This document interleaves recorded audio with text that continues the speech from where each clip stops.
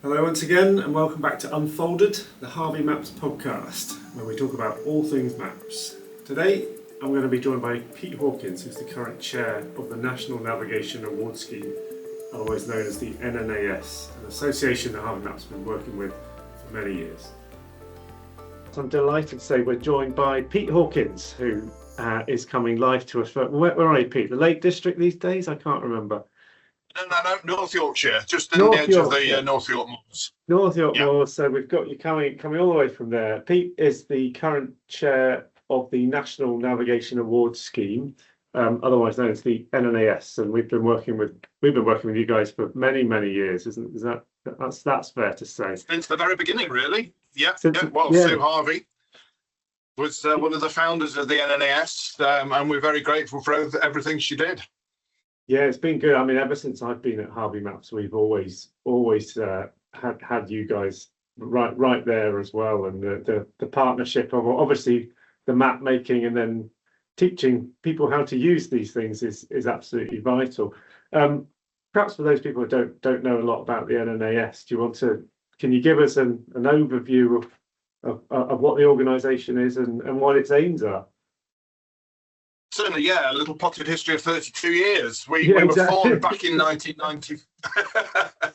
We were formed back in 1994, and it was, Sue Harvey was part of the team. Really came out of orienteering, but with a recognition that whilst the orienteering world had progression in terms of teaching navigation skills, the wider outdoor world, the walking world in particular, didn't. So the NNAS was created with the Navigator Award, which was divided up into 3 levels: bronze, silver, gold. Bronze for absolute beginners that have never picked a map up before in their life, or have got fed up with arguing with their partners or friends on the hills because no, we're there, no, we're not, we're there. And how do you hold this thing? So that's sort of the bronze level. Silver is introducing more introducing the compass and more detailed navigation. And gold is quite advanced. It's the equivalent of what you need if you want to go and do a mountain leadership summer course. If you've got gold behind you, you'll be well placed there to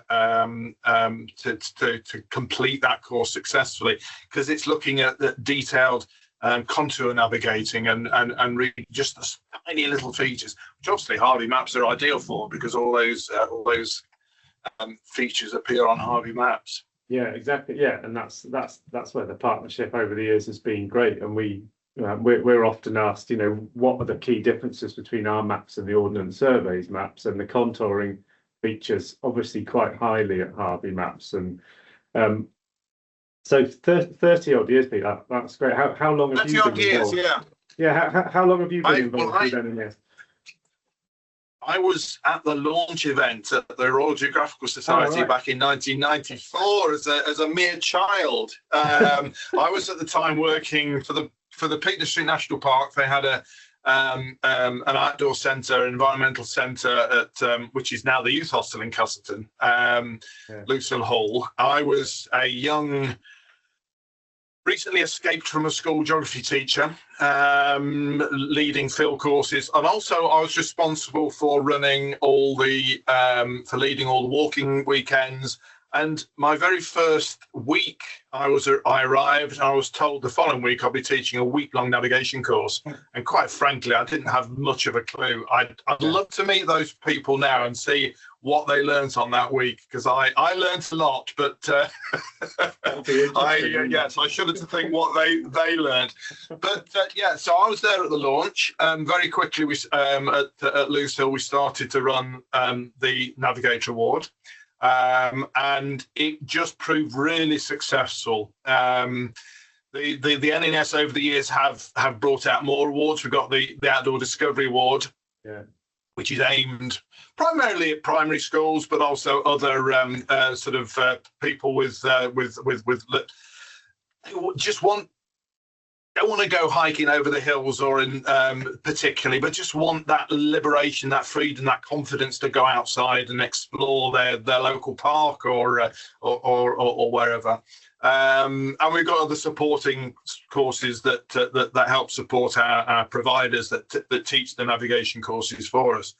So I was running these courses in the Peak District. When I left working for the National Park, I then went freelance and started my own business, and carried on really right the way through till COVID, when I decided I'd had enough of working weekends. I know every day in COVID was a weekend, but I passed the business on to a colleague.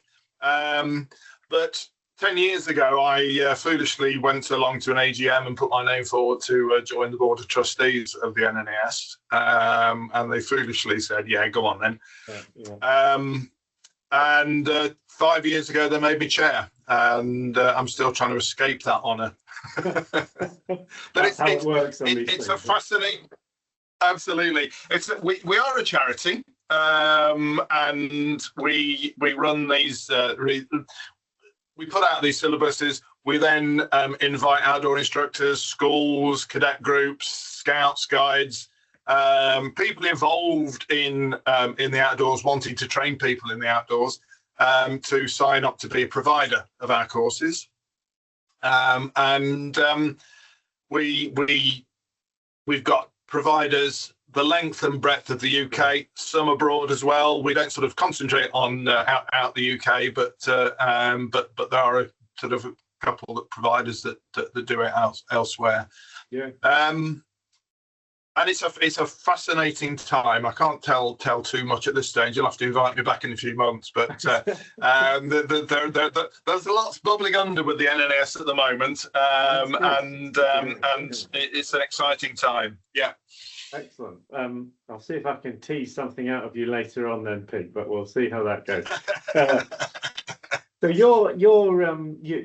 you would have then been introduced to HARVEY Maps quite a few years ago, I guess. So is that absolutely correct? So, and I mean, like most of us, my first map was an ordnance survey map.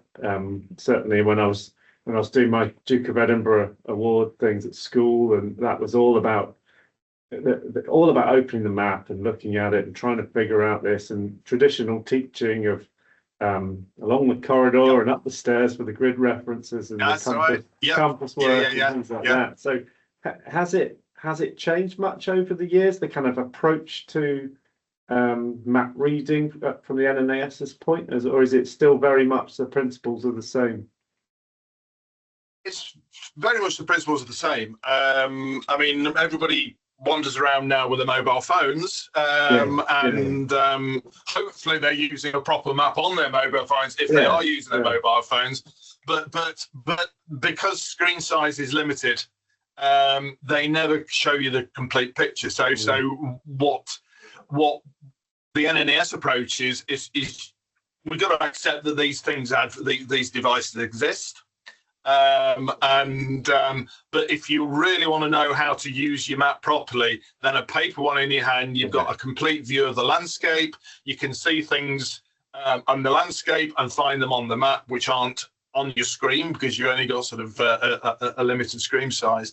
But it's traditional. It's one thing that is first thing we teach people is to set the map, turn the map so it coincides with the landscape. And it's dead easy to do. You can use it with a linear feature on the ground, a wall, a hedge, or even a roadside when you're sort of parking your car up. So, okay, where are we? Let's orientate the map. You can do it with your compass. Just have the red end of the needle pointing to the top of the map. Very, very simple. And then it's looking at the detail. It's looking at what is this map telling me? Okay, there's lines and squiggles, and HARVEY maps are different from OS maps. They look different. They feel slightly different. But the essential skills are the same. It's knowing what the symbols mean and be able to apply that to the ground.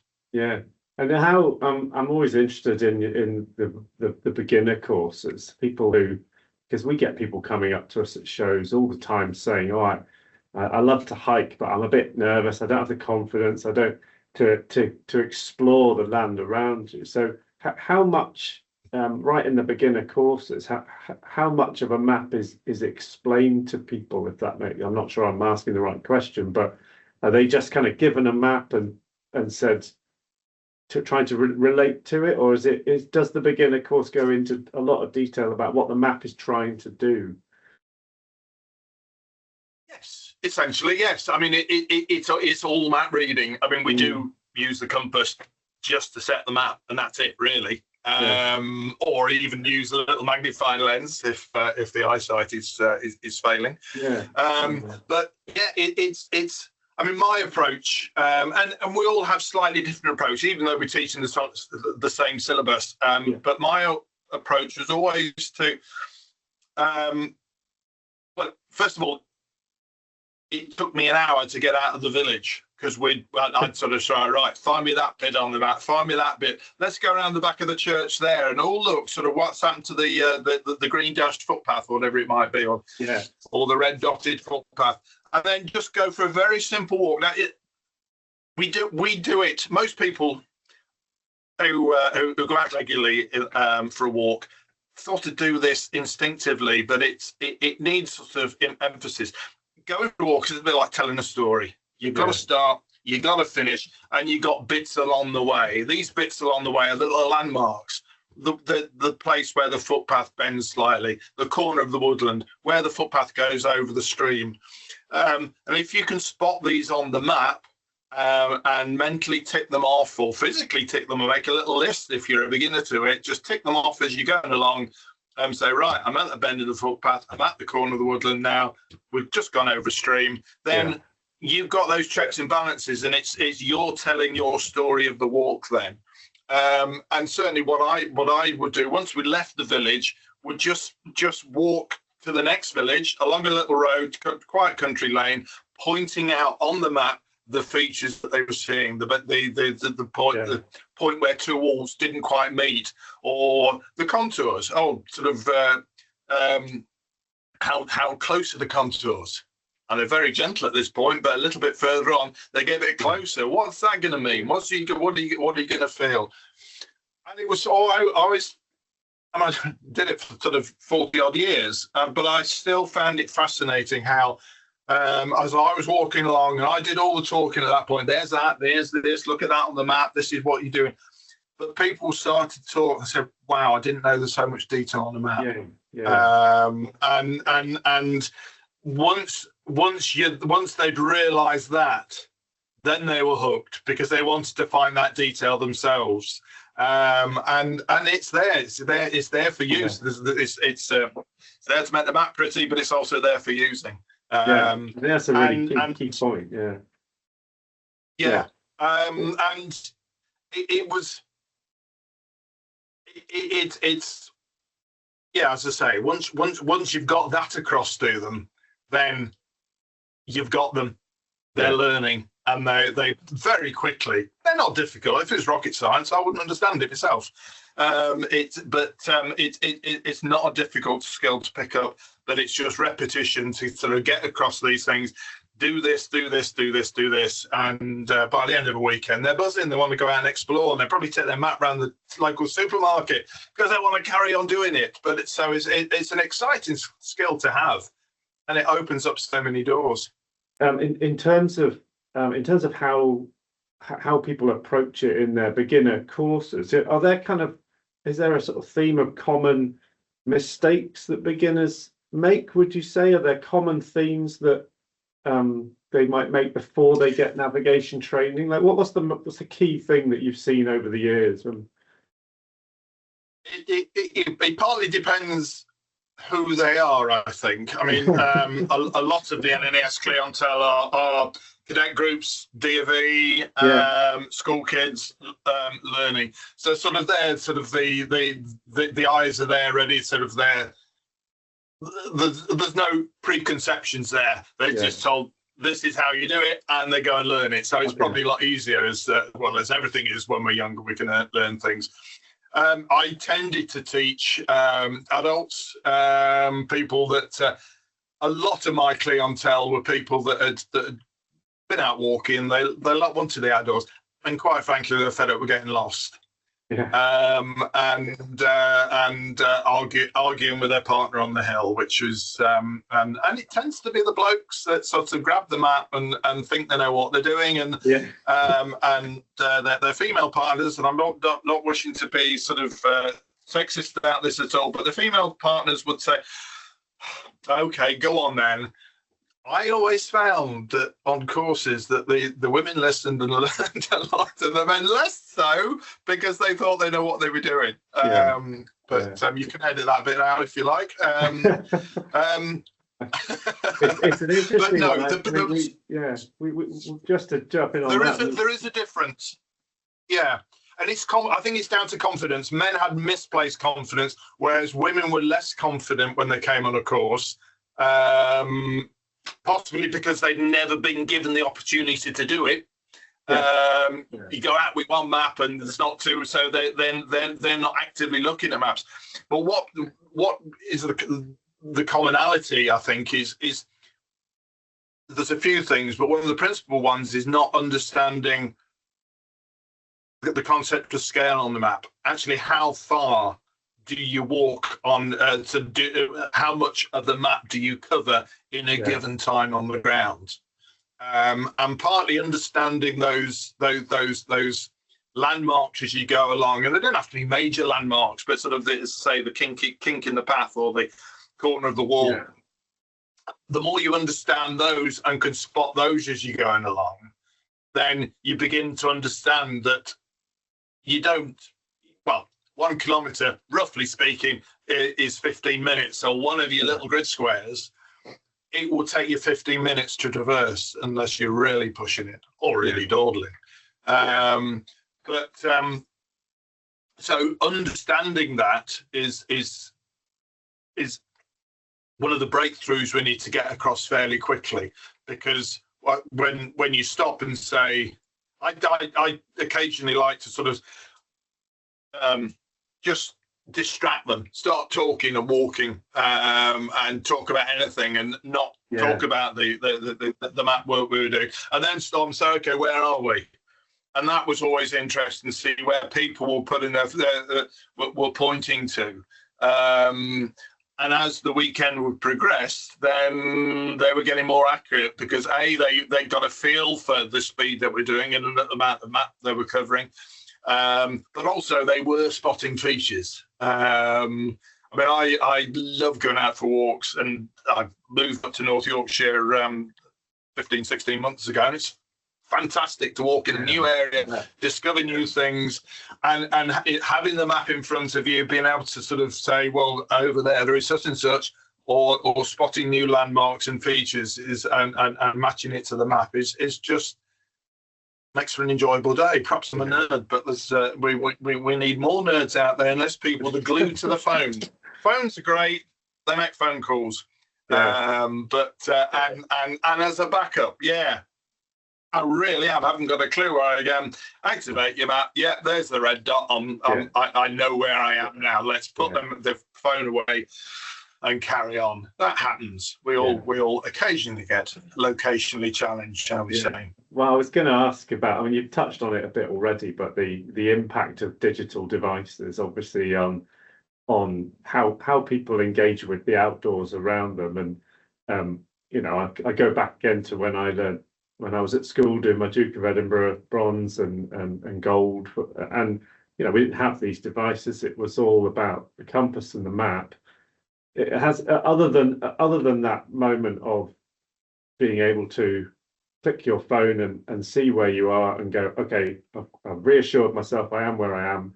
And that's obviously very, very useful and important in tough mountain terrain or remote country, certainly in Scotland and Wales and so on, and lakes and all the bigger places. But how is there anything else you could kind of point to when you see people learning to navigate?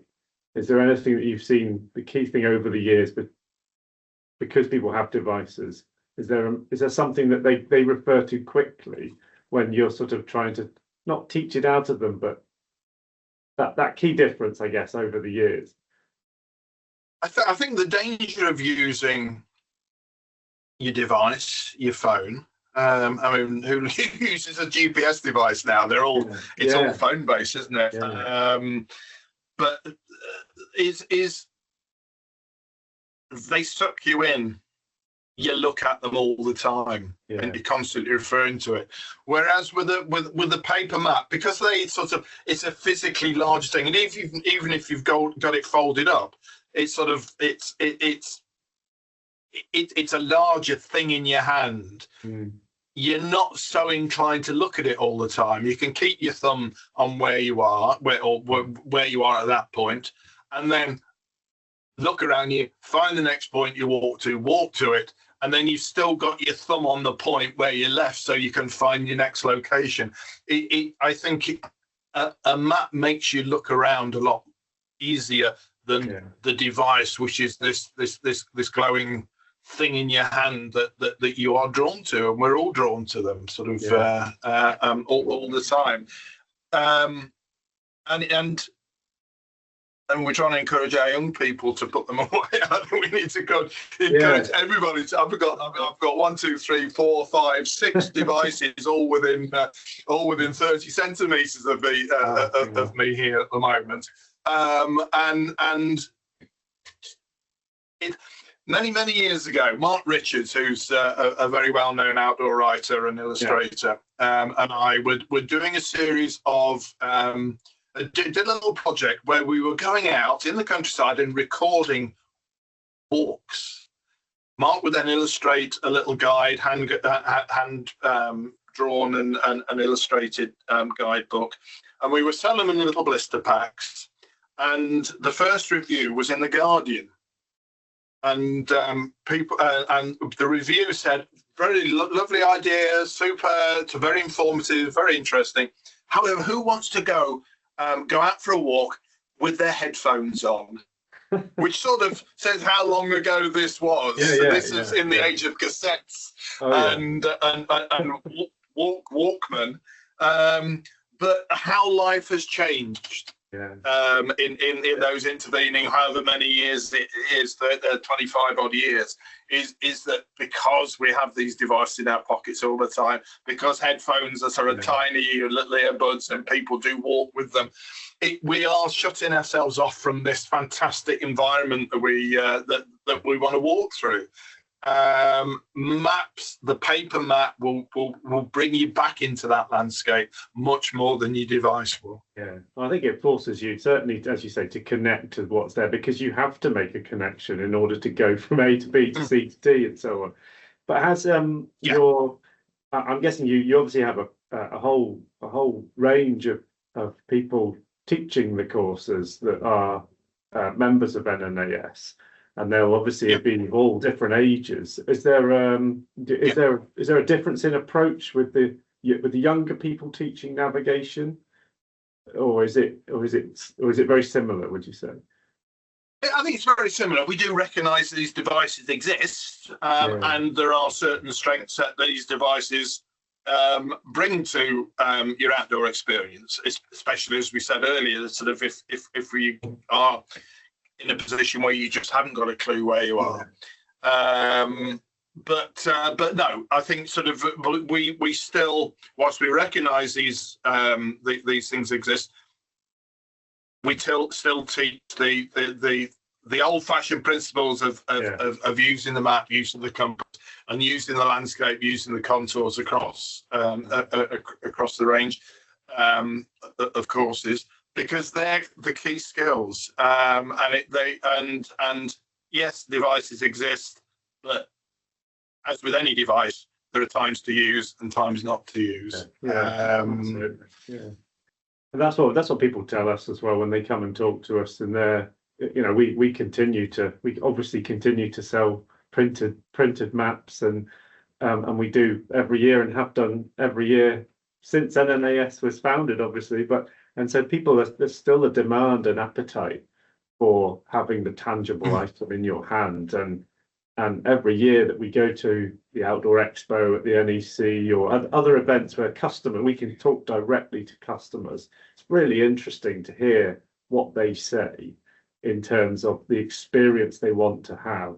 And we definitely see a kind of change in almost a change back to, no, I really want the tangible item, and I want to connect to that and around us. So yeah, I mean, the principles that you guys promote and the things that we make, they all still go hand in hand, but which is good, obviously. We found the numbers of people taking NNAS courses. Obviously, COVID affected life a little bit, but the numbers are holding up. So is that core of people that want those skills. The challenge that we as the NNAS have is we are a tiny charity with a limited income. Is actually getting a name out there. So working with guys like yourself, is an important thing to do, because you're out there and working with other outdoor partners.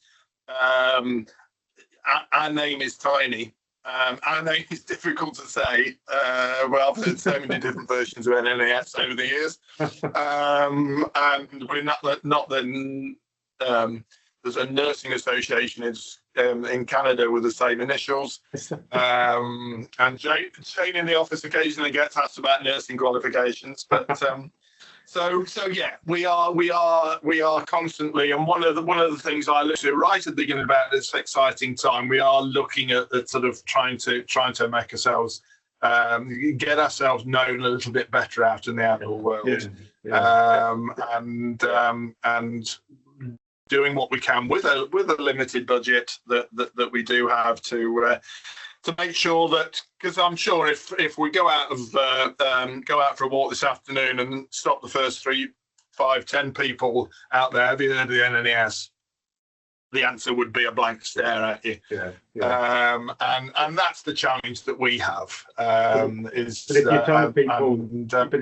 if you told those people what exactly the NNAS does, they'd be like, "Oh, absolutely, that's so vital, and that's what we need."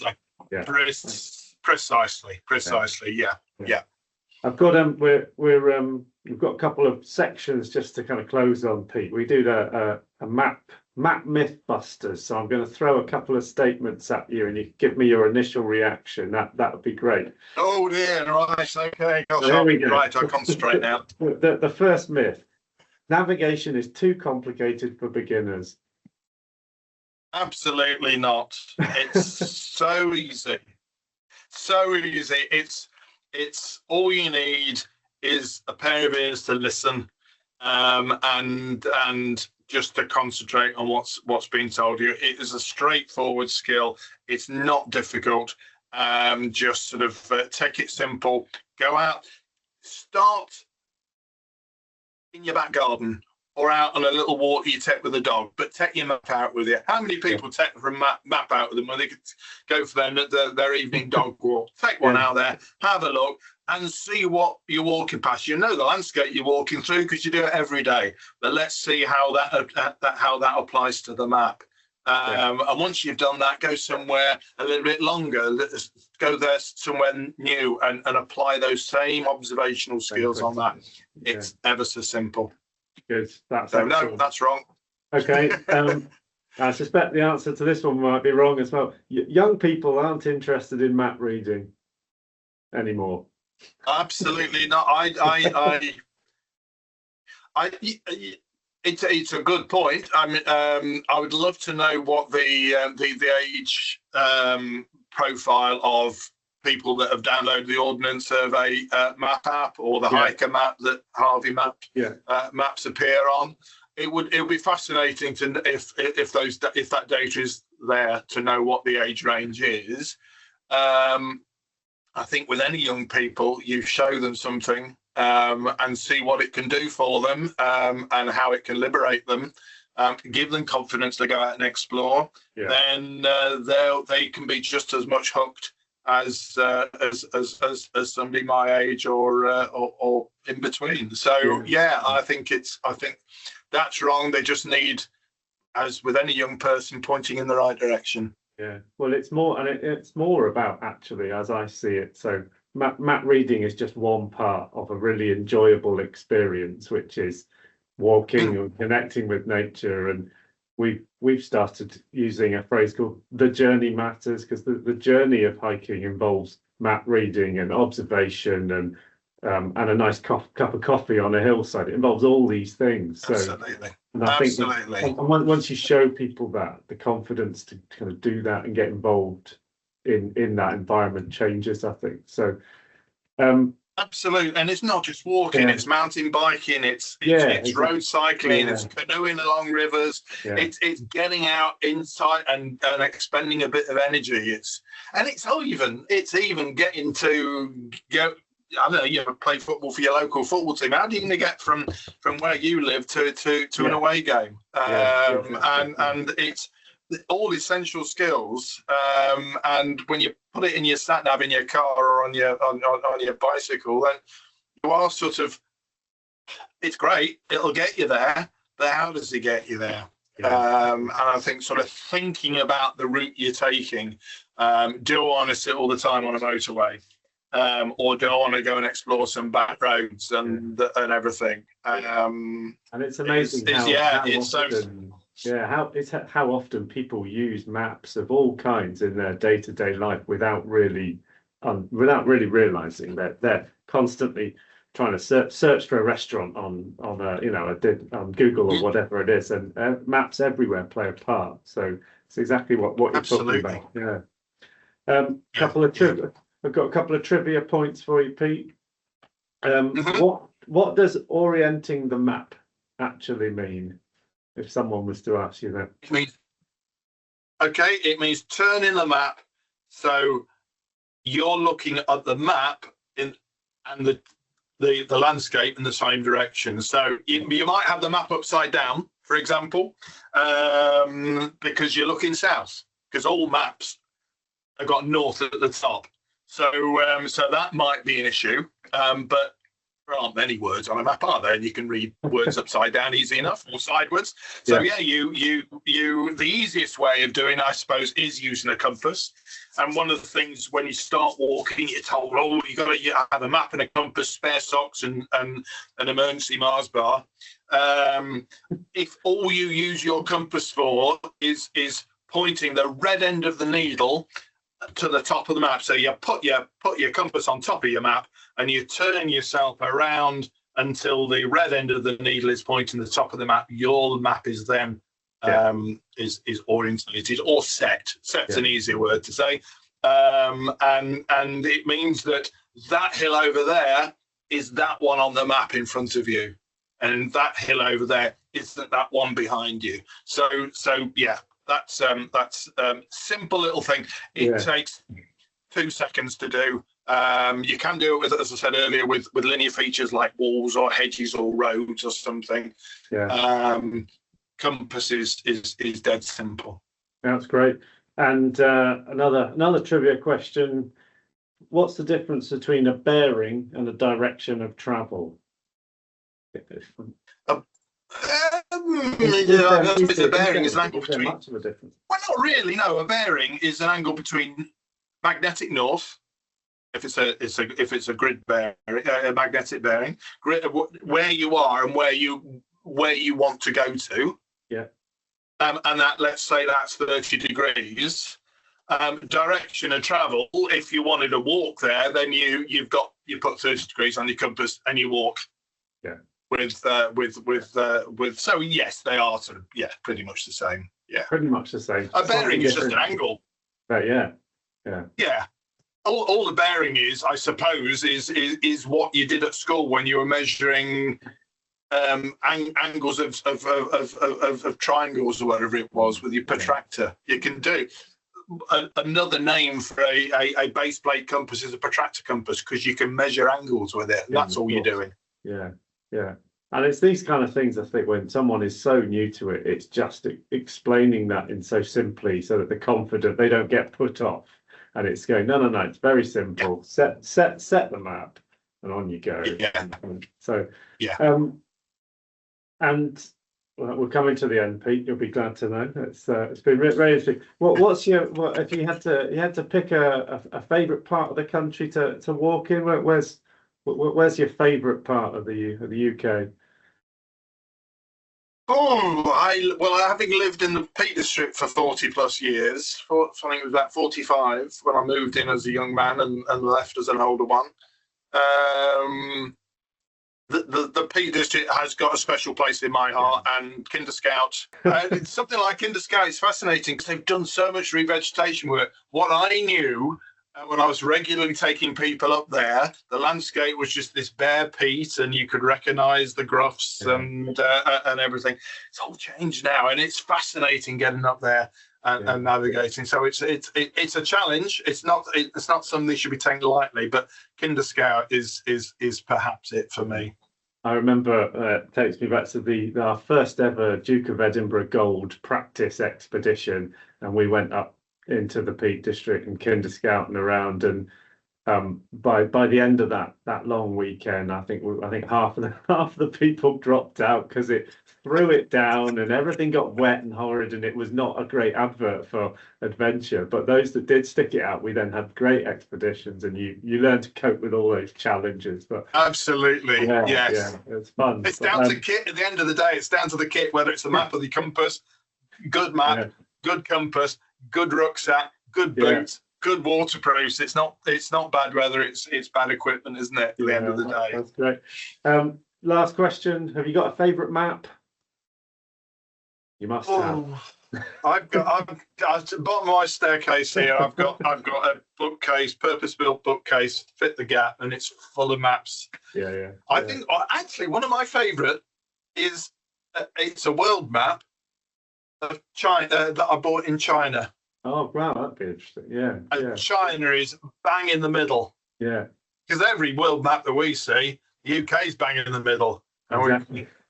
China is in the middle. You can see suddenly it's sort of what surrounds it. I just love looking at that. It's all in Chinese. I can't tell any place names, but I love that map. I